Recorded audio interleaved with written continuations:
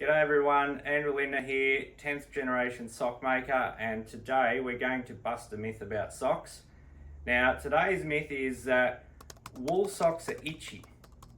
So we thought, let's break this down a bit and have a bit of a look and see why they're itchy or maybe why they're not.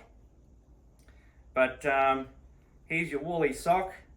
We might have to go back to the source to break this down a bit further. So starting with the animal, the sheep, now we'll use merino sheep, but it comes back down to once the animals are shorn, what sort of wool has been used. That's already going to be a big factor. Now, if a manufacturer has purchased or used cheaper yarn, you'll feel more coarseness rather than a soft merino.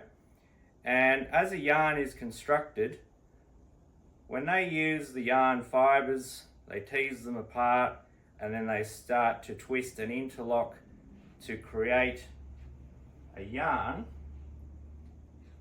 If some of the fibers in there are too short, they will stick out and prickle and itch.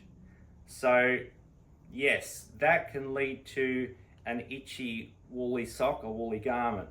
Now, if we do things properly, we should actually be using the right yarn, the right wool for the right job. And as we go to a wool sock, the construction of that thread really requires longer pieces of wool that wrap nicely around each other so that there is less of these little short pieces sticking out and itching. So the other little thing to consider